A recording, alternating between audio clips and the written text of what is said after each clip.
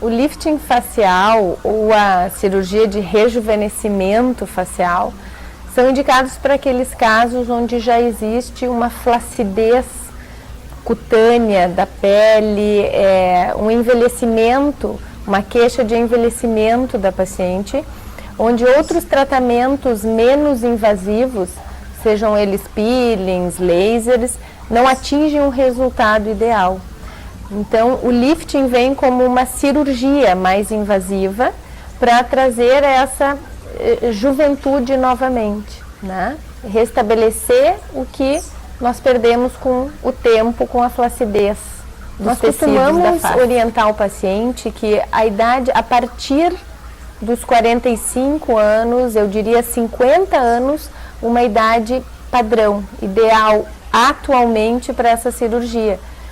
Isso nós avaliamos da seguinte forma: hoje, na atualidade, existem vários tratamentos complementares que retardam a cirurgia facial, né? Então, a procura por procedimentos menos invasivos é notória. E o tratamento com laser, um tratamento da pele, da tez da paciente, retarda muito essa cirurgia. Então, eu diria que hoje, a partir dos 50 anos, seria o ideal, né? Que a cirurgia entraria como um complemento fantástico nesse resultado. E como é feito esse procedimento? É um procedimento, então, cirúrgico, realizado em ambiente com toda a segurança adequada para o paciente, seja em clínicas de cirurgia plástica que tenham capacidade para isso, ou em hospitais, porque o paciente é submetido a uma forma de anestesia, habitualmente, normalmente, uma anestesia local com uma sedação profunda, onde o paciente não vai ter consciência do que está acontecendo e de uma maneira confortável, tanto para o paciente quanto para o cirurgião. O paciente entra num estágio de sedação profunda com anestesia local. Normalmente esse é o procedimento.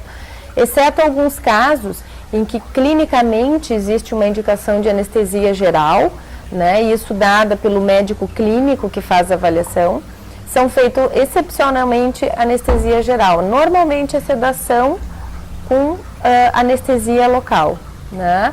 É um procedimento que, em média, ele dura de 2 a 4 horas e é considerado ambulatorial. O paciente vai à cirurgia, mantém-se um período na sala de recuperação e tem alta para casa, né? Não há necessidade de internação, o paciente não precisa ficar internado para a realização do procedimento. Muito bem. E claro que sempre é aquela preocupação quando há algum procedimento nesse sentido, que a pessoa receba algum tipo de corte, há a possibilidade de risco de cicatriz ou marca no rosto? Eu sempre oriento meus pacientes e tento explicar da forma que existe uma troca, né? A cirurgia e o resultado, ou seja, sempre existe uma troca daquela insatisfação com a flacidez ou com uma mama pequena ou com o abdômen que está flácido. Tu vai trocar essa forma que está incomodando por uma cicatriz. Sempre vai existir uma cicatriz em cirurgia plástica, sempre. O nosso objetivo é tornar essa cicatriz imperceptível ou, de certa forma, discreta, para que ela não se torne um estigma, né? Para que a paciente não se acanhe com aquela cicatriz. E também temos como hoje evitar uma cicatriz aparente, uma cicatriz hipertrófica. Isso é muito variável. Tem pacientes que têm uma tendência à cicatrização marcada, hipertrófica, e outros pacientes que fazem uma cicatrização melhor. Então, o que se usa de agregar? Pomadas, tratamentos químicos, lasers, enfim, outros tratamentos que nos auxiliem a que essa cicatriz se mantenha imperceptível. Mas, invariavelmente, uma cirurgia de lifting facial, existe uma cicatriz anterior à orelha. As outras ficam escondidas no couro cabeludo, atrás, mas essa em frente à orelha, normalmente ela vai estar ali, né? Sem dúvida. E a questão do lift, no caso facial, existe algum tipo de contraindicação? Sim, existe contraindicação clínica às indicações da anestesia. Um paciente sempre deverá ser avaliado clinicamente pelo seu médico, clínico geral ou cardiologista.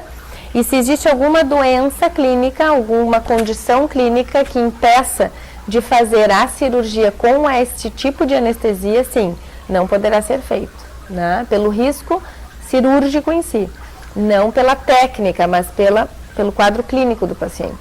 Então existe uma preocupação então com a questão da anestesia e o procedimento que vai ser utilizado. Exatamente. Tem que fazer um balanceamento nesse caso. Exatamente. Muito bem. E a questão da recuperação? Quanto tempo o paciente que se submeteu a esse tipo de cirurgia leva para se recuperar? Porque é uma preocupação que evidentemente todo mundo tem no momento que se coloca, né, numa situação dessas. Eu diria que 3 semanas são principais. Em 3 semanas umas 3 semanas ele retorna às suas atividades com menos intensidade. A primeira e segunda semana são cruciais ao repouso, à recuperação, mas a partir da 3ª semana ele já inicia suas atividades. Eu diria que em 30 dias a gente já tem um resultado melhor, né? Mas eu acho que 21 dias são importantíssimos. E em que momento, assim, o resultado passa a ser perceptível? Ou seja, que ele está completamente já recuperado e tranquilo para suas atividades? 30 dias, acredito que uns 30 dias, porque nessa fase ainda existe muito edema, muito inchaço e a paciente se sente um pouco desconfortável quanto a isso. Então eu acredito que a partir do 1º mês já vida normal, né? Eventualmente vai ter um pouquinho de edema localizado, mas que é imperceptível assim.